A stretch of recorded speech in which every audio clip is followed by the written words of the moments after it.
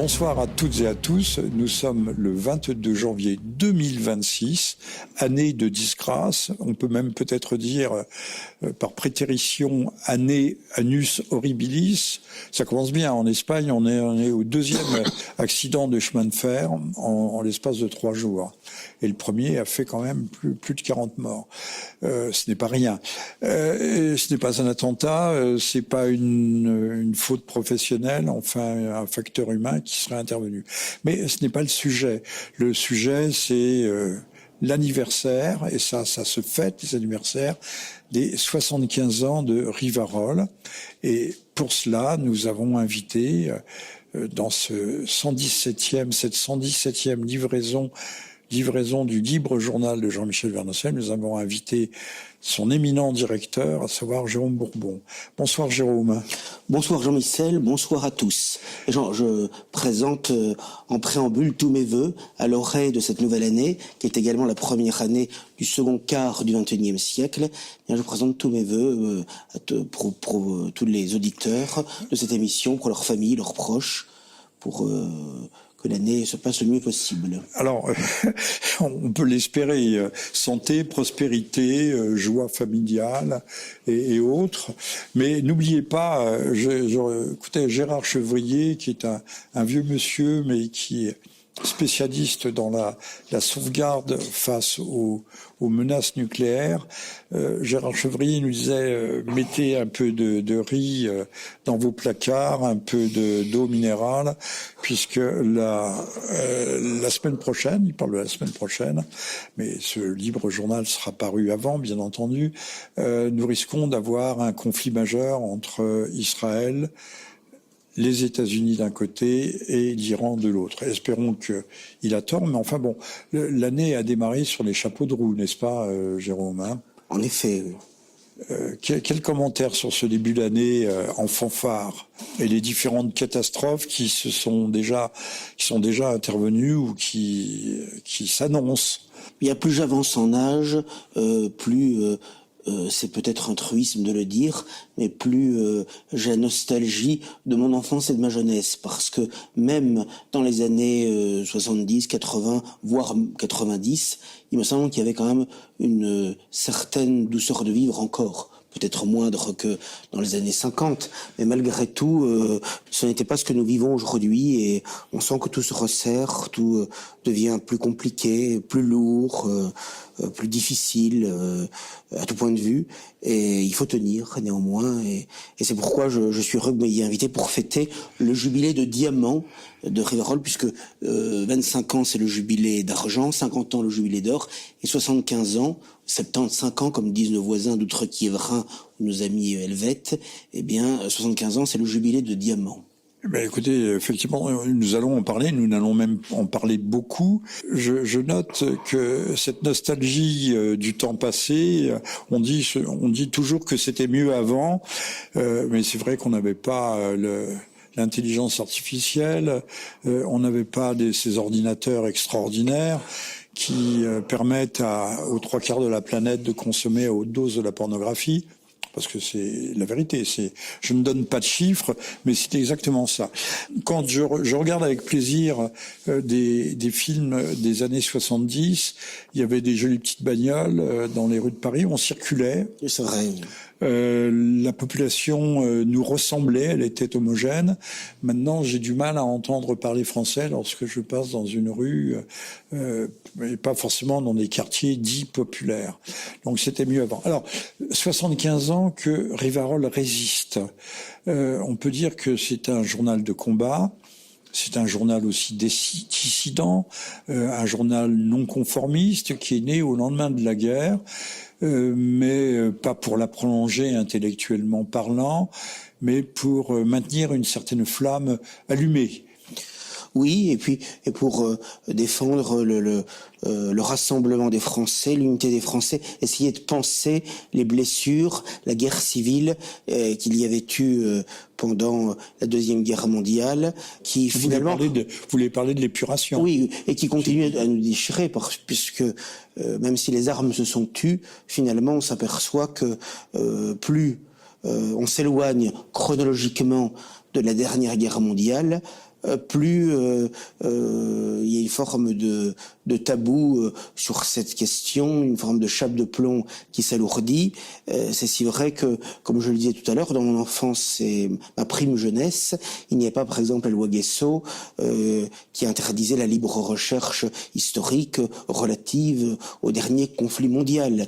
Et depuis, il y a eu un empilement de ce qu'on appelle ces législations mémorielles et qui, en réalité, non seulement encadrent, limitent, mais corsettent la liberté de recherche, de publication, de création, le libre débat, polémique, la recherche historique, et on va toujours de plus en plus loin, puisque au départ c'est le révisionnisme historique qui a été pénalisé, et puis maintenant on voit très bien que c'est l'antisionisme, toute critique de l'État d'Israël, malgré les crimes de masse incontestables qui sont commis par cette entité, et donc on va toujours plus loin dans la folie et dans une forme de goulag mental, voilà, de ghetto mental, de goulag mental. Oui, quelle réflexion vous inspire cette formule qu'on entend à Société? Cette opinion n'en est pas une, c'est un délit. Eh bien, effectivement, de plus en plus, toute une série d'opinions, de convictions, de points de vue qui étaient parfaitement licites autrefois et qui était même la norme à bien des égards, aujourd'hui sont devenus légalement des délits punissables en général d'1 an de prison ferme et 45 000 € d'amende, et c'est pourquoi c'est ainsi qu'on a créé toute une série de délits avec des néologismes d'ailleurs assez affreux, assez disgracieux, comme l'homophobie, la transphobie, la biphobie, la LGT-phobie, de telle manière que on ne peut plus défendre sans risque judiciaire la famille traditionnelle, la morale naturelle, ce qui était le socle de notre civilisation. Et je le disais, il faut bien comprendre qu'il y a beaucoup de gens au départ qui disaient ça ne concerne que quelques historiens révisionnistes, mais déjà en soi toute injustice doit être combattue et dénoncée. On voit très bien qu'on va toujours plus loin. À partir du moment où on accepte une injustice, ou qu'on n'a pas la force de la combattre, qu'on n'a pas la force de s'opposer à un mensonge, à une injustice, à une ignominie, immanquablement ces injustices, ces mensonges s'accroissent, s'aggravent, concernent d'autres domaines, s'étendent comme un cancer, comme une maladie qui envahit tout, quoi. Voilà. Et c'est ce qu'on vit. Quand on pense qu'aujourd'hui on en est à ce que dans les salles de classe on encourage, il y a des groupes qui viennent là avec la bénédiction du ministère de l'Éducation nationale, des pouvoirs publics, qui viennent encourager les jeunes gens et les jeunes filles à changer de sexe. Et souvent, au moment de l'adolescence, jeunes filles, mais même beaucoup plus jeunes, même, presque quasiment depuis la maternelle. Et en plus, à l'adolescence, ou même parfois dans la préadolescence, c'est une période difficile, délicate de structuration du moi, où on peut être sensible à ce genre de discours, d'autant que bien souvent on a affaire à des familles fragilisées, déstructurées, décomposées, et donc les enfants, les adolescents sont évidemment des proies faciles pour ce genre de groupe. Mais c'était la même chose qu'on a fait avec les déportés, vrai ou faux, voilà, avec Lucie Aubrac, etc., où c'était un matraquage. C'est la même chose. D'ailleurs, c'est exactement la même technique, les mêmes méthodes, que ce soit ces associations dites anti-homophobes et les associations de la mémoire, voilà, avec l'Arsfeld et autres. C'est exactement la même chose. C'est la même emprise sur les cerveaux, sur les esprits, sur les intelligences et sur les âmes. Voilà, c'est un empoisonnement des âmes, et on voit très bien ce pourquoi on procède ainsi. Et d'ailleurs, ça va toujours plus loin, parce que par exemple, maintenant on en est même à vouloir interdire des messes, des offices religieux pour le repos de l'âme, par exemple, du Maréchal Pétain ou de Franco. J'ai appris récemment que maintenant les messes qui étaient dites à Paris chaque année pour l'anniversaire de la mort de Franco et de José Antonio, le 20 novembre, eh bien, en l'occurrence, ne pourront plus avoir lieu, pas plus que pour Brasillac le 6 février. Voilà. Alors que je vous coupe, Jérôme, la tombe du maréchal Pétain a été fleurie aussi bien par De Gaulle que par Mitterrand, si tout à fait, même la par mémoire est Giscard, bonne. tout à fait, absolument.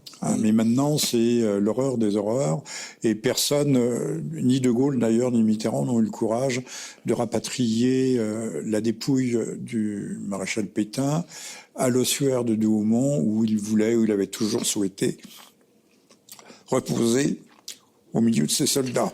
Oui, c'est pourquoi lorsqu'on nous dit qu'on est obsédé par le passé, par la Seconde Guerre mondiale, c'est pas nous qui le sommes, ce sont nos adversaires, c'est le système politique, médiatique auquel nous faisons face. Il faut bien répondre à cela, il faut bien donner des réponses sur le plan historique, sur le plan politique, sur le plan moral, et c'est ce que nous faisons depuis 3 quarts de siècle. Oui, mais Vox Clamentis in Deserto, Rivarol, c'est un journal lu, qui a été construit, reconstruit aussi par ceux qui ont survécu à l'épuration, à cette guerre civile auquel vous faisiez allusion, qui était une véritable guerre civile.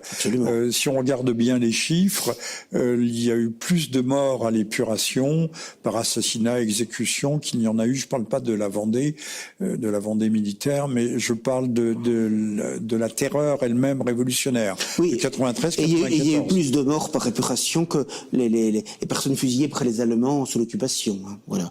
Et les bombes américaines ont fait, c'est très vilain de dire des choses pareilles, ont fait plus de 70 000 morts en France et ont dévasté des villes entières. Les Allemands n'ont jamais bombardé. On dit les bombardements de la Seconde Guerre mondiale. Oui, mais les bombardements de qui? Il faudrait peut-être le rappeler. Et les bombes au phosphore qui rasaient des villages et les gens qui mouraient brûlés dans leur cave, comme à Dresde ou comme à Hambourg. Alors, Jérôme, d'ailleurs, notons bien, puisque vous parliez de l'évolution de ces lois qui, depuis la loi Pleven de 1972, resserrent constamment l'étau et crée ce qui était hier, ce qui était ONI, un ordre moral. L'ordre moral a été littéralement vomi. On parlait de l'ordre moral, de la morale chrétienne en fait. Et là, on a créé un ordre moral beaucoup plus coercitif. Un ordre moral inversé, oui, mais qui est tout à fait redoutable, puisque maintenant, on peut aller non seulement être ruiné, mais aller en prison pour effectivement un délit d'opinion. Voilà. Donc un délit d'opinion qui n'existait plus dans la loi sur la presse de 1881. Et qui a été rétabli donc d'abord par la loi Pleven en 1972, puis aggravé par la loi Guessot en 1990, encore aggravé par la loi Lelouch de 2003, la loi Perben 2 de 2004 et d'autres lois également. Rendons à César ce qui appartient à César. Vous parlez de loi Guessot, en fait c'est la loi Fabius Guessot. Absolument, oui, tout à fait. Tout à fait. Monsieur Fabius Guessot n'était qu'une sorte de prête-nom. La France ayant été le premier pays après l'État d'Israël à mettre en place une telle législation qui a essaimé dans beaucoup de pays en Europe et en Occident après la suite. Peut-on parler de trahison des clercs? Je fais référence à Benda, qui était juif lui-même. De la trahison des clercs, je parle des autorités morales, des autorités de la médiacratie, de l'intellocratie, des politiques, de la magistrature elle-même, qui n'a jamais dénoncé cet effritement et de nos libertés les plus fondamentales. Parce que s'il n'y a plus de liberté d'expression, il n'y a plus de démocratie. Donc peut-on dire d'ailleurs à ce propos que la démocratie est morte? Il y a deux éléments. Il y a effectivement, comme vous le dites très justement, la trahison des clercs, qui ne date d'ailleurs pas d'aujourd'hui, mais qui est de plus en plus manifeste et qui va toujours plus loin dans l'horreur, dans l'inversion. Donc ça, c'est un point évidemment très important. Ne dit-on pas que le poisson pourrit près la tête? Donc il y a cela, mais il ne faut pas oublier non plus le deuxième élément, en fait, tout ça s'additionne, se surajoute, c'est également la lâcheté générale. Édouard Drumont pouvait dire dans son livre bien connu, La France juive à la fin du 19e siècle, je cite, notre siècle est effroyablement lâche. Il le disait déjà à la fin du 19e. Que dirait-il aujourd'hui? Que dirait-il aujourd'hui au 21e siècle? Je crois que c'était Descartes qui disait que le bon sens est la chose du monde la mieux partagée. Oui.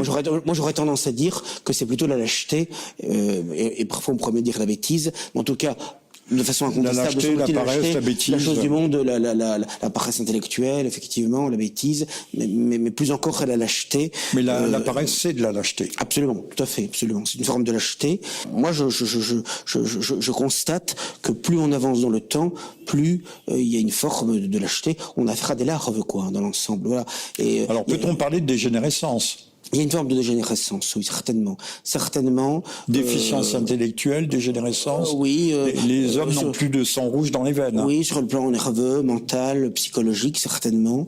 Je pense aussi que, bon, il y a le confort moderne qui évidemment a une fonction émolliente, mais il y a aussi sans doute, et même certainement, le fait que les gens n'aient plus de convictions fortes, et notamment de convictions religieuses. Car il est bien évident que lorsqu'on avait des convictions fortes sur ce plan, c'était quand même le cœur et le centre de la vie. Et on savait surtout qu'on avait des comptes à rendre au Créateur, et que par conséquent, on ne pouvait pas dire et faire n'importe quoi. Voilà. Alors qu'aujourd'hui, vous n'avez plus tout cela. Et donc, évidemment, si vous voulez, on a le sentiment que le programme historique du communisme, qui consistait à dire du passé faisons table rase, et qui postulait la fin, la disparition de la famille, de la patrie, du travail, finalement, on y est à bien des égards, puisque on est une société qui est non seulement sans paysans, sans travail, sans famille, sans patrie, sans religion. Donc il n'est pas mort. Peut-être que dans la forme traditionnelle qu'on a connue des pays de l'Est, il y a effectivement une mutation, voilà. Mais sur le plan idéologique, il n'est pas mort. Il n'est pas mort. Voilà. L'avatar du communisme, c'est le wokisme, ce qu'on appelle le freudo-marxisme d'ailleurs, ou le marxisme culturel. Je dirais que même objectivement, il est bien pire, parce que je pense que ce qu'on vit aujourd'hui, par exemple sur la destruction de la famille, la destruction de l'identité dans sa profondeur la plus radicale, hein, avec notamment les transgenres, etc. C'est bien pire que ce que pouvaient subir les paysans soviétiques sur le plan de la destruction de la famille sous Lénine ou même sous Staline. Hein. Voilà. Sur le plan de la destruction de la famille, on va beaucoup plus loin encore que l'URSS, qui certes a été le premier pays au monde à légaliser l'avortement dès 1920, mais disons que la destruction de la famille à ce point-là, il l'avait rétabli parce qu'il préparait la guerre. Voilà, mais la destruction de la famille il avait rétabli l'interdiction de l'avortement. Tout à fait, ouais. De l'individu à ce point-là, je crois que c'est sans précédent par sa radicalité, par son ampleur, hein, et par les conséquences apocalyptiques que ça, parce que naturellement, on ne dit pas que les gens qui font ces opérations extrêmement pénalisantes, radicales, très souvent, même le plus souvent, ça amène après des dépressions, voire des suicides, voire des suicides, parce que forcément, ça n'est pas conforme à l'ordre de la nature, hein, et au bon sens. Jérôme, il y a une dizaine d'années, les Allemands avaient produit un documentaire interrogeant non pas des post-parturientes, mais des post-avortés. Et ce film a été censuré par la chaîne Arte, puisque les témoignages sont multitudes de femmes qui peut-être pas la première année, mais 10 ans après, 15 ans après, se rendent compte qu'elles sont dévastées, qu'elles ont commis un acte justement contre leur être profond. Mais personne n'en parle. On croit toujours que, de même qu'il y a une mondialisation heureuse, souriante et radieuse, on a l'impression que l'avortement, d'ailleurs quand on voit les jeunes femmes qui manifestent dans la rue, on a toujours l'impression qu'elles se font avorter tous les jours, que c'est une banalité comme de se moucher par exemple. On est quand même dans un monde de fous furieux. Oui, et c'est pourquoi il convient de dénoncer ce mal, ces mensonges, et c'est notre travail hebdomadaire d'Henri Varol depuis maintenant en effet 3/4 de siècle. Alors, et je dois dire que ça n'est pas rien pour un journal imprimé, un journal militant, de tenir, surtout que il est ô combien attaqué. Hein, je fais face cela cette année à encore une douzaine de procédures judiciaires, et c'est sans doute pas fini. Et donc on voit très bien que de plus en plus il y a une volonté à tout point de vue de nous faire taire, d'abord de nous ruiner, puis même s'il le pouvait, de m'embastiller le plus longtemps possible, parce que bien que somme toute nous soyons très petits, eh bien même cette voix qui susurre, c'est encore trop, qui murmure, c'est encore trop finalement. Il ne supporte pas la moindre voix dissidente. Alors, journal de combat, journal dissident, mais journal aussi résistant d'une certaine façon. Il y a eu une résistance contre l'occupant allemand jusqu'en 1944 en France, mais vous, aujourd'hui, vous êtes un résistant d'une France occupée, mais occupée par quoi? Par les puissances d'argent, par des puissances messianiques, par... C'est cela, oui, oui, tout à fait. C'est une occupation qui me paraît beaucoup plus pernicieuse et dangereuse que l'était l'occupation militaire allemande, et beaucoup plus dévastatrice, tout à fait. Alors, vous êtes accablé, mais je ne dis pas que vous avez les épaules larges, si, sans doute. Encore une dizaine de procès qui s'annoncent en ce début d'année. Oui, y en a dès le début du printemps, et puis toute l'année va être jalonnée par ces procédures, et au fond, surtout depuis que on nous a enlevé l'agrément de la commission paritaire le 4 mai 2002, il y a bientôt 4 ans, eh bien, je me dis toujours à chaque fois que on réalise un nouveau numéro, une nouvelle édition du journal, je me dis peut-être que c'est le dernier finalement. On est un peu finalement comme le condamné à mort qui ignore la date et les modalités de son exécution, mais qui se dit que finalement il y a de fortes chances que son sort soit scellé, sauf miracle. Votre position est purement évangélique. N'est-il pas écrit quelque part, vous m'aiderez peut-être à retrouver la référence, que nous sommes comme des oiseaux sur la branche? Au fond, en traversant la rue, je peux me faire écraser. Vous-même, vous pouvez glisser, faire un faux pas, avoir un accident de voiture. La vie, par essence, est extrêmement précaire, fugace. Et notre rôle, c'est de durer, de perdurer, de résister le plus longtemps. Oui, être et durer, c'est la devise des parachutistes. Et en effet, il n'y a que ce qui dure, que ce qui tient, qui a de la valeur. Puisque aujourd'hui, précisément, on est dans une société de l'évanescence, de la fugacité, du mouchoir jetable, où l'on peut du jour au lendemain changer de sexe, changer d'orientation sexuelle, comme ils disent, changer de partenaire, changer d'idée, changer de religion, changer de parti politique, changer de tout, se grimer, se transformer. Soi-disant, nous sommes dans la durabilité. Refaire sa vie comme si on se réinventer, se transformer, refaire sa vie comme si on avait plusieurs vies ici-bas, comme dans le jeu vidéo, on a plusieurs vies. Eh bien, voilà, je crois que il faut vraiment privilégier ce qui est permanent, les vérités permanentes, les vérités auxquelles il faut se soumettre humblement et pour lesquelles il faut se dévouer entièrement. Et voilà, je crois que ce qui est noble dans la vie ici-bas. 22 janvier 2026, le 117e Libre Journal de Jean-Michel Vernochet, nous recevons Jérôme Bourbon, rédacteur en chef, directeur de Rivarol, et le slogan du jour, c'est « Abonnez-vous, réabonnez-vous, faites des dons à Rivarol », qui est l'un des ultimes petits phares dans la nuit qui nous évite peut-être encore, au moins pour certains d'entre nous, de nous précipiter sur les récifs écumants qui bordent notre destin. Eh bien, 117e Libre Journal de Jean-Michel Vernochet, jour anniversaire du 22 janvier 2026. Nous fêtons aujourd'hui, la fête, je pense, aura un lendemain, la naissance de Rivarol, journal de résistance, journal de combat, journal de la dissidence, du non-conformisme, petit phare dans la nuit et dans les ténèbres qui nous entourent et qui sont en train de s'épaissir. Je le disais, s'il est un mot d'ordre pour 2026, Annus, qui s'annonce être une Annus horribilis, c'est abonnez-vous, abonnez-vous, abonnez-vous. C'est un devoir, c'est un acte militant. Je rappelle que l'étymologie de militant, c'est miles militis. C'est du latin, ça veut dire soldat. Il faut se comporter en soldat à un moment donné où tout se débande, se détrame, où Monsieur Macron a un œil au beurre noir. Apparemment, c'est ce que beaucoup ont l'air de penser. Même Monsieur Trump avait un œil de beurre noir. On ne sait pas si c'est sa chère et tendre épouse qui l'a une fois de plus sermonné un peu sèchement.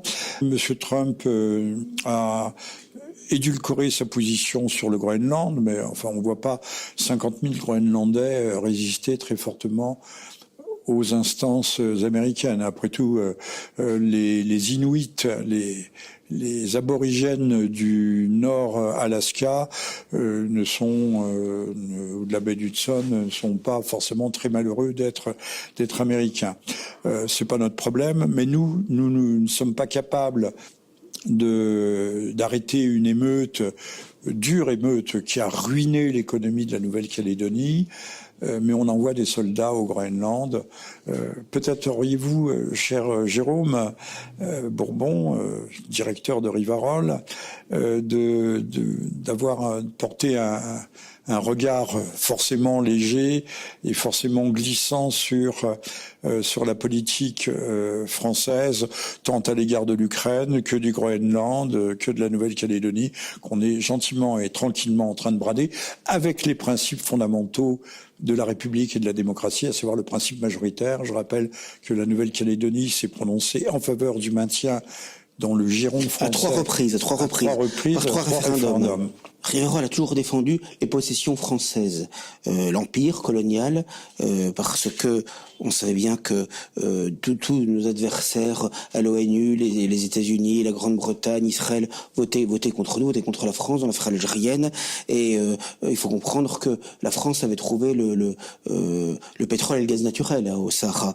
Et donc, on ne doit vraiment rien à l'Algérie. Absolument. Il aurait donc fallu. Parce qu'on a payé notre dette. Tout à fait. S'il y avait une dette, on l'a payé bien au-delà. Donc il aurait fallu d'une manière ou d'une autre garder un lien avec l'Algérie. Et il est vrai que la décolonisation, surtout la façon dont elle a été faite, a été une catastrophe pour la France. La France a une vocation universelle à l'Empire. Et je dois dire personnellement que moi je suis un grand défenseur de l'Empire français. Je suis peut-être minoritaire dans nos milieux là-dessus, mais ça me paraît évident. Et d'ailleurs c'est le problème de Gaulle qui n'avait pas du tout cette vision-là. Et qui a une vision d'une France rapetissée, etc. Et on voit très bien que ça amenait quand même un déclin de la France qui est considérable, d'autant qu'en plus, ça permettait de fixer les populations là-bas, au lieu de venir en métropole, en France métropolitaine. Bon, et s'agissant de la Nouvelle-Calédonie, c'est véritablement scandaleux ce qui se passe, puisque en fait, le mot est faible. D'indépendance obligatoire, puisque il n'y a pas que les Kanaks représentent au maximum 40% de la population, et tous les autres sont contre. Seulement une minorité parmi les Kanaks souhaite cette indépendance. Donc, et puis c'est une terre c'est un pays qui est magnifique, avec des minerais, et d'ailleurs qui sont convoités par la Nouvelle-Zélande, par l'Australie, par la Chine, etc. Et donc la Nouvelle-Calédonie et de ce qu'on appelle les autres confettis d'empire nous permettent d'être la deuxième zone maritime au monde, ce qui n'est pas rien. Et donc voir à quel point on brade depuis des décennies, pièce après pièce, c'est quand même effrayant. C'est dramatique.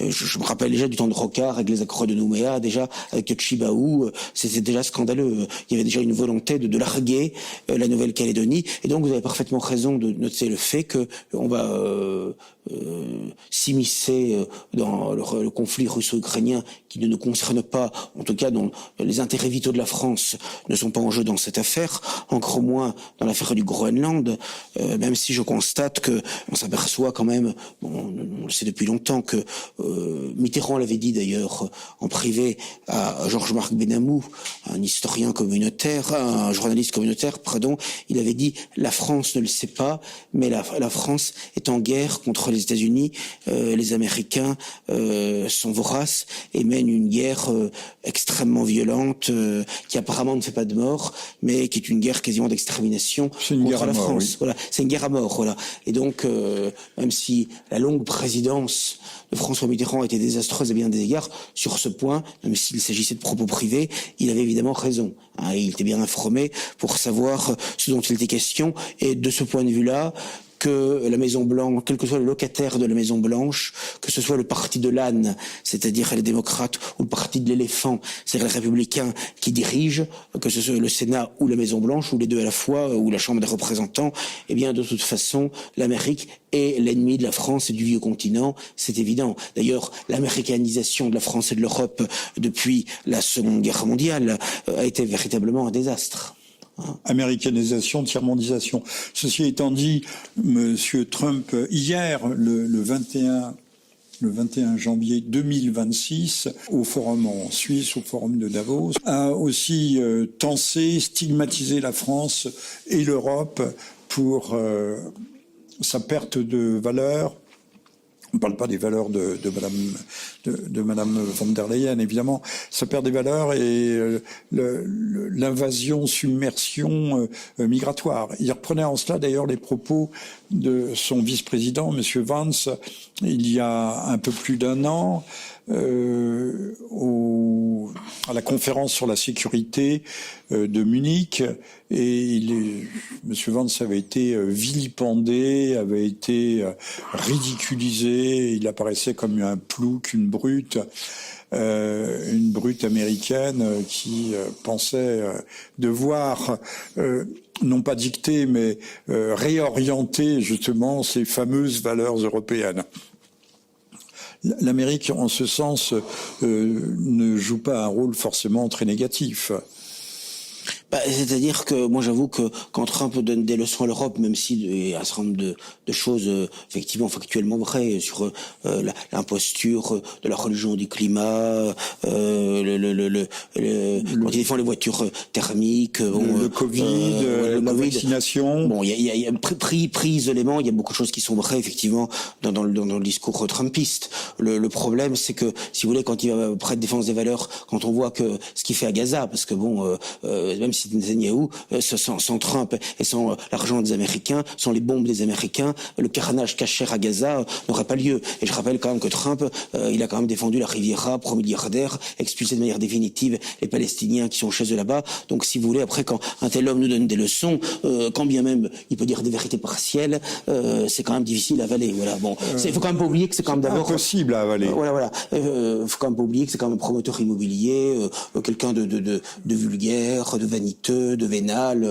qui a fait de la télé-réalité, c'est quand même d'exhibitionniste. Voilà. Et en plus, moi j'avais écouté son discours, son débat face à Biden, qui était très mauvais aussi, mais l'un était aussi mauvais que l'autre, parce que finalement Biden disait tout ce que j'ai fait c'est bien, tout ce que j'ai fait c'est mauvais, Trump disait l'inverse, il n'y avait pas du tout, il n'y a rien du tout. C'est vrai, quand on dit c'est un Jean-Marie Le Pen américain, faut quand même pas exagérer, parce que Jean-Marie Le Pen avait certes des défauts, mais il y avait quand même une culture, il y a une culture politique, historique, il y avait quand même notre niveau de la langue française, de pétri d'histoire, de culture. Voilà, c'est quand même pas la même chose. Faut quand même pas exagérer. Voilà. Là, si vous voulez, ces Américains, il y a quand même, ça n'est quand même pas la civilisation européenne et chrétienne. Il y a rien à faire. On a quand même affaire à des sauvages, qu'on le veuille ou non. Vous connaissez la plaisanterie, Jérôme, un Américain dialoguant avec un Australien, lui dit, mais vous êtes d'anciens convicts, c'est-à-dire bagnards, puisque l'Australie a été, la colonisation s'est faite à partir de Botany Bay, qui était un bagne. Et l'Australien répond à l'Américain, mais vous aussi, mais vous n'avez pas été attrapé. C'est vrai qu'il y a un côté, quand même, je sais pas, non, puis même ce qui s'est passé au Venezuela, c'est la piraterie internationale. Oui, on peut qualifier ça de piraterie. Sans se placer sur un plan moral, d'ailleurs. Oui, mais quel que soit le jugement qu'on porte sur Maduro, on peut penser à ce qu'on veut. La question n'est pas là. Capturer un chef d'État et qui plus est sa femme en plus. Bon, et finalement, en plus les juger, même pas par une justice internationale, ce qui serait déjà très discutable, mais carrément par la justice américaine, c'est-à-dire à la fois être jugé parti, c'est hallucinant. Et j'ai été surpris de voir que même dans les radios et les télévisions, finalement, le journaliste avait l'air de défendre ça, ou en tout cas de pas être choqué par ça. Où va-t-on? Mais il est vrai que c'est dans la logique du droit d'ingérence de Kouchner, ce qui avait été fait contre Saddam Hussein. Mais enfin, c'est quelque chose d'inouï. C'est d'une immoralité absolue, d'un cynisme absolu. En plus, on ne se cache pas que c'est pour faire main basse sur le pétrole. Pas seulement. Mais oui, c'est pour couper l'herbe sous le pied aux Chinois. Bien sûr, il y a aussi d'autres raisons. Parce que le pétrole est inexploitable en l'état actuel. Il y a d'autres raisons, c'est évident, géopolitique. Mais en tous les cas, comment voulez-vous après que les États-Unis d'Amérique soient crédibles pour dire à Pékin qu'il ne faut pas toucher à Taïwan, ou dire à Poutine qu'il ne faut pas se comporter comme il se comporte en Ukraine? Il est évident que quand on se comporte de cette façon-là, il est bien évident qu'on ne peut pas faire la leçon à quiconque. Après, ça ne les empêche pas de faire la leçon quand même, mais ce sont quand même des comportements. On voit le côté quand même cow-boy, comme dans des westerns. Oui, je disais de la piraterie. On est quand même à l'inverse de la civilisation. Nous sommes revenu peut-être à l'os des relations internationales qui ne sont que des rapports de force. Il y avait un vernis, un glacis par-dessus tout ça, qui s'appelait le droit international, mais qui apparaît aujourd'hui comme une fiction. Jamais les puissances de l'Axe, pourtant tant décriées, ne se sont comportées de cette façon-là. Je suis désolé. Vous faites du révisionnisme historique, attention. Puisque vous tombez sous le coup de la loi. Parce que le chancelier allemand a permis en 1940 que le maréchal Pétain dirige encore la France, qu'il y ait une zone libre jusqu'en novembre 1942, et ils se sont montrés quand même beaucoup... la France avait gardé sa marine, beaucoup moins gourmand, et son empire colonial. Bon, par conséquent, voilà, il faut savoir que pour une condamnation à mort, jusqu'à la fin de la guerre, il fallait que ça remonte jusqu'à Adolf Hitler. Les Allemands ne pouvaient pas prendre localement une responsabilité. Il fallait que ça remonte jusqu'à la chancellerie du Reich, voilà, jusqu'à la fin. Donc on n'est pas du tout. Il y avait une conception traditionnelle quand même de la guerre. Ça n'est pas la sauvagerie américaine et celle des Alliés. Voilà. Des lois et coutumes de guerre. Quand la loi n'existait pas, on respectait des coutumes. Et moi, je veux dire que tous les gens que j'ai connus dans mon enfance et ma jeunesse, quelles que soient leurs opinions politiques ou même quand ils n'en avaient pas, et qui avaient connu l'occupation allemande, ils me disaient des choses en général, comment dirais-je, très favorables aux Allemands, même s'ils n'étaient pas heureux évidemment que la France soit occupée, bien sûr. Mais ils se comportaient bien. Notre sujet aujourd'hui, certes, mais j'ai eu l'occasion dans ma prime jeunesse d'entendre de la part de paysans, d'anciens prisonniers, mais de tous les côtés, beaucoup de témoignages qui allaient dans ce sens. Moi, tous allaient dans ce sens, à tous, voilà. Moi, je m'en souviens encore. Et donc, si vous voulez... Et sur la libération de Paris également. L'histoire qu'on nous raconte n'est pas la vraie histoire, voilà. Donc ça, il faut le savoir. Et c'est la raison pour laquelle aussi, un organe comme Rivarol a son importance, parce que, ça, c'est sûr que vous lirez des choses que vous ne lirez pas ailleurs, hein. Ça, c'est Jérôme, Rivarol, c'est très bien, mais vous êtes le dernier des Mohicans, là. Quelque part, oui, effectivement. Oui, mais c'est pour ça que vous devez quand même essayer de vivre et de survivre. J'essaye, on essaye, bien sûr. Mais nous le ferons qu'avec l'aide de tous ceux qui comprendront que c'est un acte salvateur, un geste de survie, une manifestation de l'instinct de conservation que de maintenir cette petite flamme. Je prends souvent l'exemple de la guerre du feu, de Rosny Aîné, je crois, la guerre du feu, et il y a une tribu qui a été décimée par des cannibaux anthropophages si vous préférez, par des anthropophages, et qui fuient dans les marais. Alors c'est petit clan patriarcal, il reste quelques hommes, et alors ils ont un petit pot en terre avec du lichen, et il y a une petite flamme qui grésille. C'est la guerre du feu, il faut garder la flamme à tout prix vivante, et ça incarne aussi l'esprit, l'âme de la tribu. Et maintenir cette flamme. La guerre du feu, c'est un très très joli roman. Maintenir cette flamme de 7 à 77 ans. Maintenir cette flamme dans nos cœurs, dans nos âmes, dans nos intelligences, dans nos volontés, parce que si vous lisez toute la presse autre que Rivarol, c'est le même conformisme idéologique. Vous lisez la même chose, hein, et c'est tiédasse.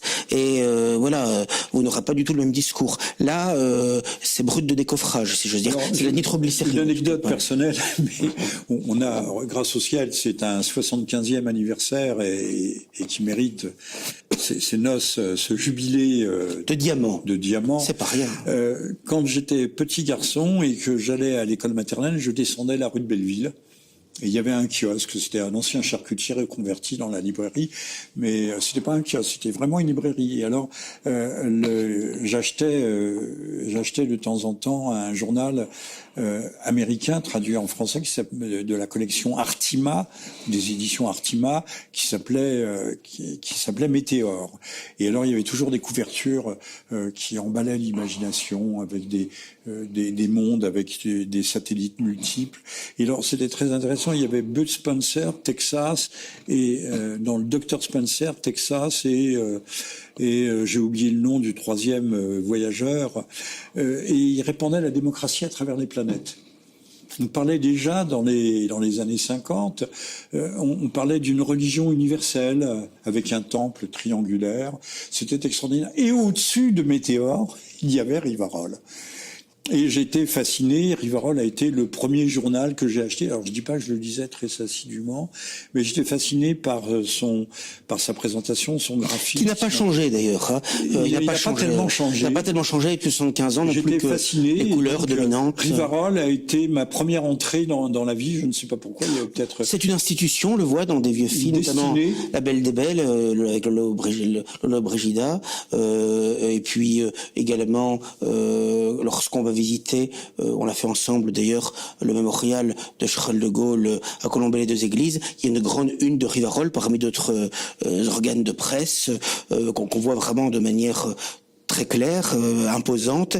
Et puis d'aucuns savent peut-être que le film à succès de François Truffaut, Le Dernier Métro, une des scènes se passe dans l'imprimerie historique de Rivarol, passage des Marais, sans doute, je crois, la dernière imprimerie au plomb. Tout à fait, absolument. Avec des caractères. C'est ça, tout à fait, absolument. Ouais. J'en ai gardé quelques-uns, d'ailleurs, quelques plombs en souvenir, en effet. Donc c'est toute une histoire. Et c'est l'histoire de France. Oui, l'histoire de France et l'histoire de la presse, et d'une presse où on avait encore des convictions, où il y avait une ligne politique, où chaque journal qui était confectionné. Oui, c'était pas un journal d'opinion, c'était un journal de conviction. De conviction. Il l'est toujours. Il est toujours, voilà, de conviction. Et vous n'avez pas rendu les armes, pas encore. Et c'est pourquoi, d'ailleurs, il n'y a aucune publicité, il n'y en a jamais eu. De toute façon, je pense qu'on n'aurait pas eu parce que les groupes bancaires, industriels et commerciaux, de toute façon, ils veulent des lignes policées et surtout pas des lignes qui puissent créer des ennemis, des procès, des difficultés. Or, la vie, elle est un risque. Et je veux dire que Rivarol, peut-être avant tout, c'est le journal de la liberté de l'esprit, de l'âme et du cœur, et donc du risque. Mais la vie, c'est prendre des risques. Et ce risque même est béni. Parce que sinon, on vit véritablement comme des esclaves ou des automates. Et aujourd'hui, plus que jamais, eh bien, il y a un risque. Il y a un courage intellectuel à avoir. Parce que, évidemment, lorsque on est amené à défendre des positions qui, aujourd'hui, deviennent des délits d'opinion, bah, évidemment, il y a des risques. Il y a des risques judiciaires, il y a des risques administratifs, il y a un harcèlement judiciaire, il y a une persécution. On peut parler de persécution. Je pense qu'aujourd'hui, c'est plus que le mot n'est pas trop faible. Aujourd'hui, le mot n'est pas excessif. Personnellement, je considère que vous avez un certain mérite à résister à cette avalanche de procès. Bah, disons que je dirais que c'est presque un miracle permanent, quoi, Rivarol, en fait. Qu'un organe pareil puisse exister encore. D'ailleurs, des amis, des lecteurs qui vivent à l'étranger ou qui vont souvent à l'étranger me disent, à leur connaissance, il n'y a pas d'équivalent dans d'autres pays en Europe ou en Occident. D'un journal ayant une telle ancienneté, une telle périodicité, une telle radicalité et une telle diversité et richesse de plumes, je ne crois pas qu'il y ait d'équivalent aujourd'hui. Voilà. Alors, n'allez pas penser, chers lecteurs potentiels ou actuels, que Rivarol soit un journal désuet, vieux jeu, rétrograde, marchant comme les écrevisses à l'envers. Les écrevisses sont des animaux éminemment estimables, bien entendu. Non, c'est le journal de l'avenir. En ce sens que il y a des impermanents. Il y a un mot qui s'appelle arché. Arché, c'est le principe, mais le principe, c'est aussi la destination finale. On ne peut pas sortir des archets. C'est pas seulement la tradition dans ce qu'elle pourrait avoir de dépassé, d'obsolète, de suranné, de défraîchi. On n'est pas dans un film couleur sépia.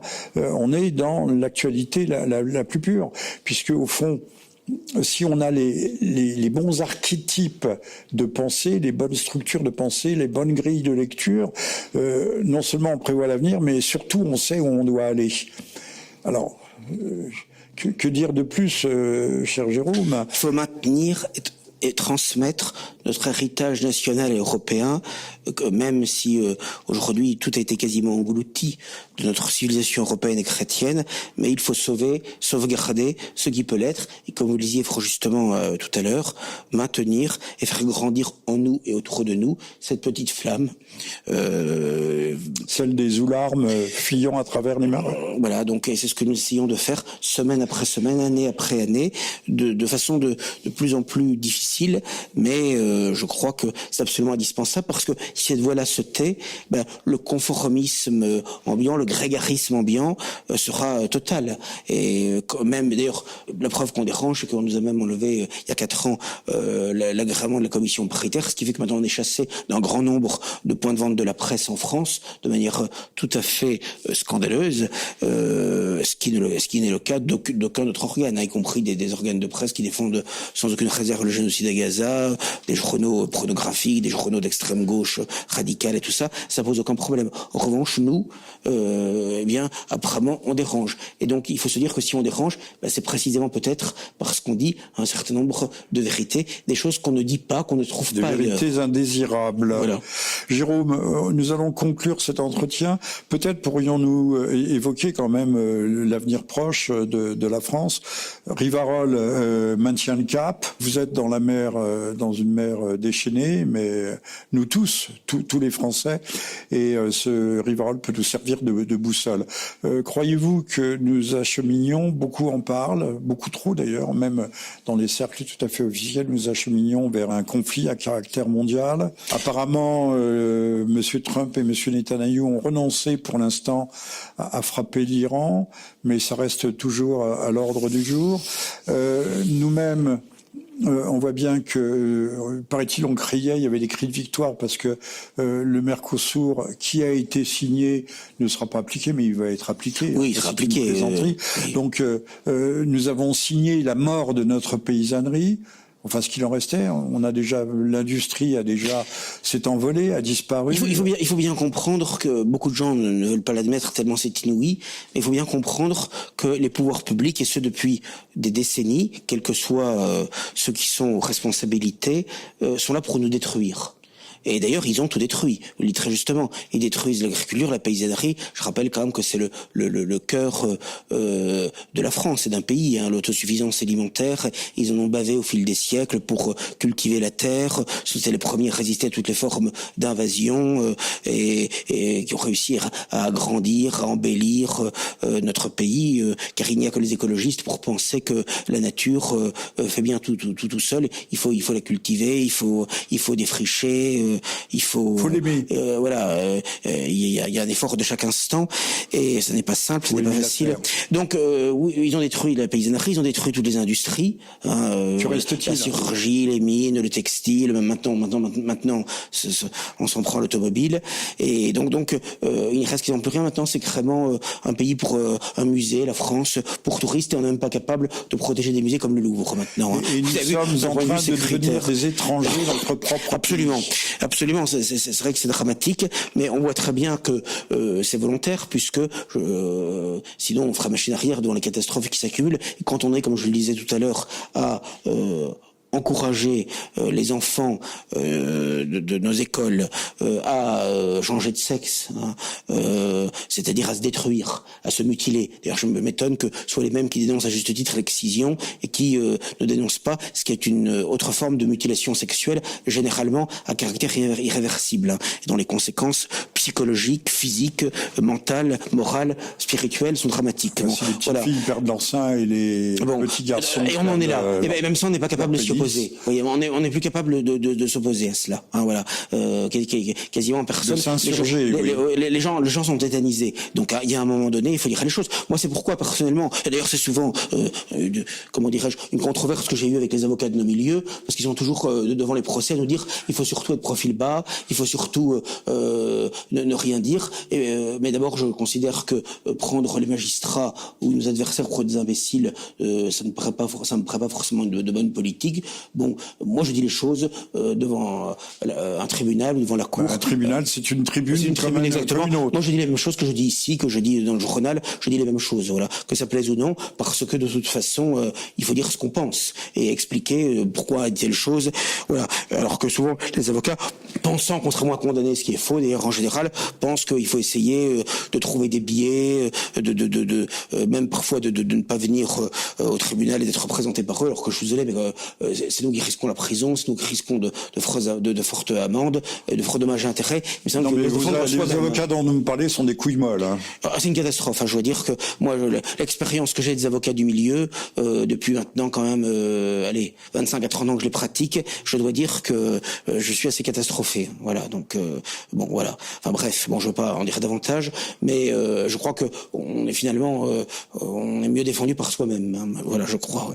Voilà. Mais en tout cas, ce qui est certain, c'est, je crois que tout en étant bien sûr respectueux du tribunal, qui bien sûr, il faut répondre aux questions qui nous sont posées, bien sûr, arriver à l'heure, être poli, on est bien d'accord. Mais je crois que sur le fond, il faut défendre les positions qui sont les nôtres et non pas essayer de trouver des biais, de dire des choses qui ne tiennent pas la route, qui ne sont pas crédibles. Bon, voilà. Donc, voilà. Il faut inverser la position d'accusation. On est accusé, mais il faut accuser. Absolument. Il faut accuser le système. Il faut une position ferme. Voilà.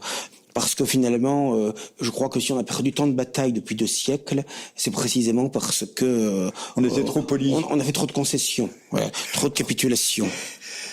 Concession à perpétuité. Voilà. Jérôme, nous allons conclure. Je vais vous redonner la parole pour ce mot de conclusion. Je rappelle que vous êtes le directeur de Rivarol qui fête son jubilé de diamant, ses 75 ans d'existence, et qui est en fait une sorte de cas unique, de singularité au sens physique du terme, de singularité dans le paysage audiovisuel français et même européen. Alors, on va vous souhaiter bien entendu longue vie, de traverser toutes les épreuves qui vous attendent encore cette année, mais qui nous attendent nous tous encore. Donc, disons que on parle beaucoup de lanceurs d'alerte, mais que vous êtes un lanceur d'alerte permanent, constant, que vous êtes en haut du mât de vigie, vous observez l'horizon et vous annoncez à la fois les dangers, mais vous indiquez aussi des voies pour s'en prémunir, qui serait normalement peut-être la voie privilégiée, celle du réarmement moral. Oui, vous disiez effectivement prédire, voir loin, c'est à cela qu'on mesure la qualité d'une publication, et on publie dans ce numéro spécial justement un article Être ou ne plus être de Pierre-Antoine Cousteau, qui dès 1958 annonçait la submersion migratoire qui allait évidemment se répandre en France et en Europe, particulièrement en France, et tout ce qu'il dit, il n'y a pas un mot, une ligne à changer. Bon, voilà, de même qu'il avait annoncé que le retour de Gaulle au pouvoir, De Gaulle sacrifierait l'Algérie, il avait annoncé des années la à l'avance. France allait être occupée. Parce que si on regarde les choses objectivement et sur le temps long, il y a beaucoup de choses qu'on peut prévoir, qu'on peut prédire, c'est évident.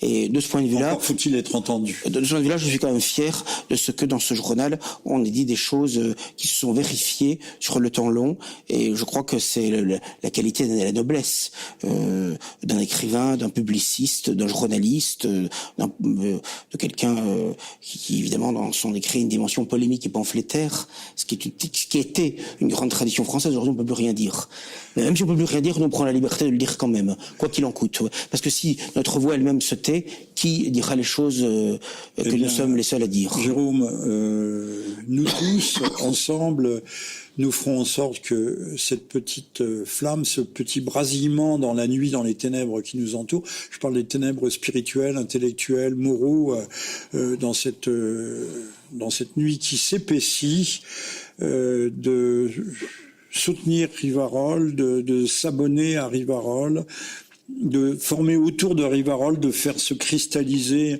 un mouvement, une coagulation, alors qu'on a tant et tant de braves gens, mais qui n'ont pas compris qu'à droite, il n'y a pas d'ennemis. À droite, il n'y a pas d'ennemis et que nous devons créer un pacte synergique. Nous devons créer une coalition et qu'il est urgent qu'il y ait coagulation des derniers Français parce que le temps nous est compté. Alors je dis on peut s'abonner sur notre site rivarol.com ou même acheter le numéro des 75 ans, voilà, soit en version papier, soit en version numérique, ou les deux si vous le souhaitez. Voilà, et n'hésitez pas à nous aider, n'hésitez pas à lire ce journal. Je pense, j'espère que vous ne serez pas déçus en le lisant, et vous verrez que c'est quand même très différent de tout ce que vous pouvez lire ailleurs. Eh bien, écoutez, bonne année à toutes, à Merci. tous. Merci Jérôme, merci à Monsieur V qui nous a assisté dans cette émission. Et puis, on vous dit au prochain numéro, c'est-à-dire à tout bientôt.